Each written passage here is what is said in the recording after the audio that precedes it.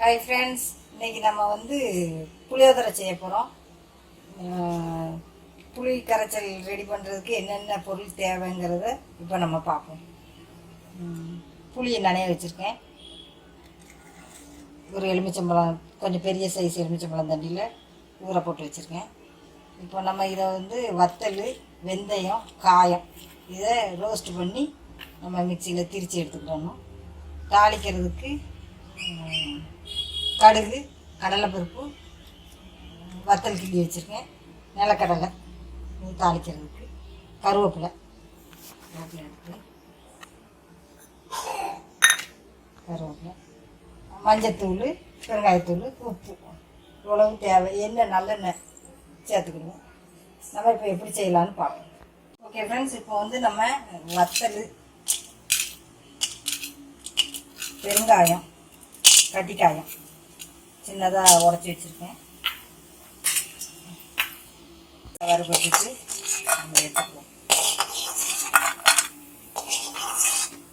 அதே எண்ணெயில் கொஞ்சமாக வெந்தயத்தை ரோஸ்ட் பண்ணிக்குவோம். இது திரிக்காமல் போட்டோம்னா முழுசாக கிடக்கணும், வாசம் வராது. இப்போ நம்ம தாளிச்சிக்கிடுவோம். புளி கரைச்சல் ரெடி பண்ணுவோம்.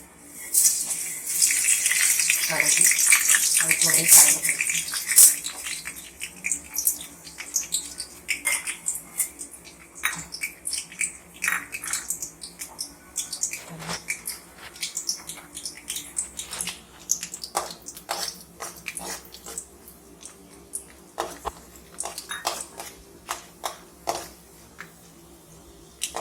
நல்லெண்ணெய் தான் சேர்க்கணும். நல்லெண்ணெய் தான் சேர்த்துருக்கோம். நம்ம ஒரு 100 நல்லெண்ணெய் ஊற்றிருக்கேன்.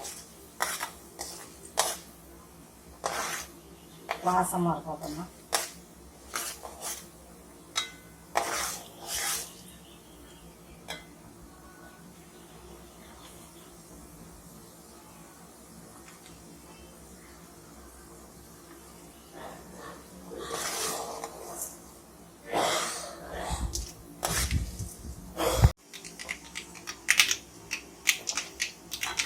இப்போ வத்தல் சேர்த்துக்கிறேன்.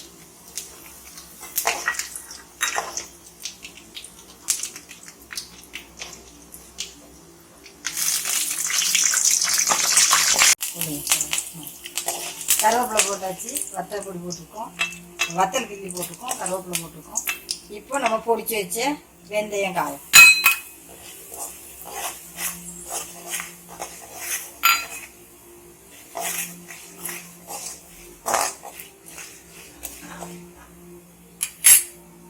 இதில் நம்ம மஞ்சத்தூள் சேர்த்துக்கணும். மஞ்சத்தூள் கொஞ்சம் அதிகமாகவே சேர்க்கணும். நம்ம சாப்பாடு போட்டு விரவை தான் போகிறோம்.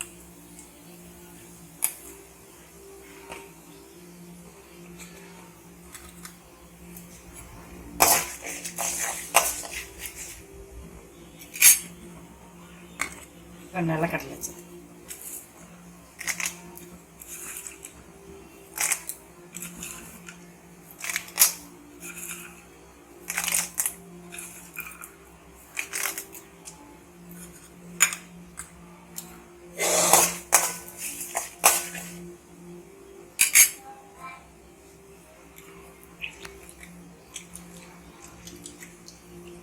இப்போ நம்ம புளி கரைசல் வச்சுருக்கோம்.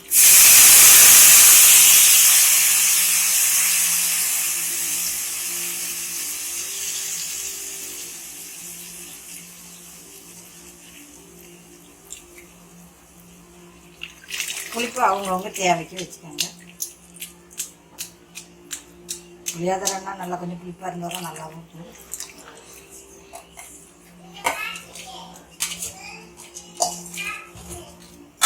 இப்போ நம்ம உப்பு சேர்த்துக்கிடுவோம். நல்லா கொதித்து வத்தி வரும்போது தான் புளி காய்ச்சல் எண்ணெயும் தண்ணியுமா அப்படியே ஒன்று போல் ஒரு சேர வரணும். கொஞ்சம் நல்லா மூடி போட்டு வத்த விட்டுருவோம். ஓகே ஃப்ரெண்ட்ஸ், இப்போ நமக்கு இந்த அளவுக்கு புளி காய்ச்சல் ரெடி ஆகணும். நம்ம ஸ்டவ் ஆஃப் பண்ணி கீழே இறக்கி வச்சாச்சு. இந்த எண்ணெய் தனியாக பிரிஞ்சு வருது பாருங்கள், இப்படி தான் வரணும். நம்ம இப்போ சாப்பாடை இதில் போட்டு புளியோதரை எப்படி கிண்டணும் கிண்டுவோம்.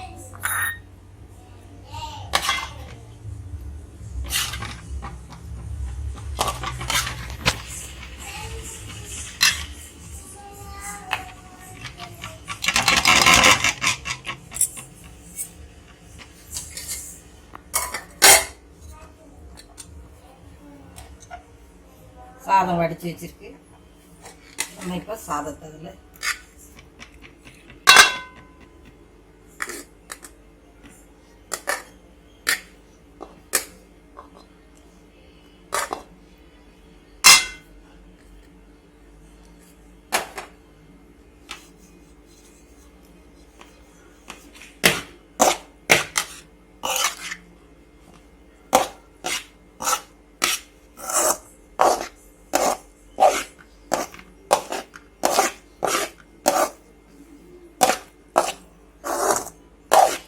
இந்த மனம் நல்ல வாசமாக இருக்கும்.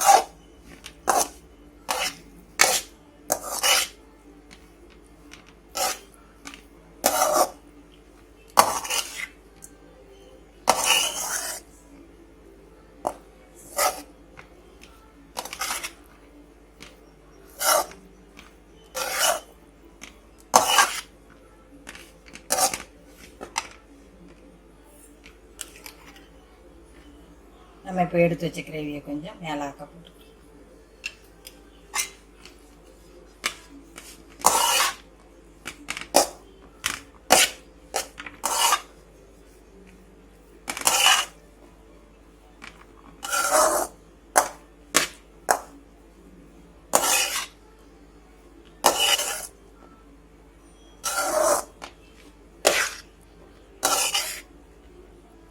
இப்போ ஒரு பவுலுக்கு ட்ரான்ஸ்ஃபர் பண்ணிவிட்டு காணும். ஓகே ஃப்ரெண்ட்ஸ், இப்போ புளியோதரை ரெடி ஆயிடுச்சு. நல்லா மணமாக இருக்குது, வாசமாக இருக்குது. இது சைடிஷ் வந்து தேங்காய் துவையல் வதக்கி அரைச்சி வச்சுருக்கேன். இது எள்ளு துவையல். நீங்களும் உங்கள் வீட்டில் இது மாதிரி செஞ்சு சாப்பிட்டு பாருங்கள். எங்களுக்கு சப்போர்ட் பண்ணுங்கள், கமெண்ட் பண்ணுங்கள், லைக் பண்ணுங்கள், ஷேர் பண்ணுங்கள். அடுத்த வீடியோவில் மீட் பண்ணுவோம். தேங்க்யூ.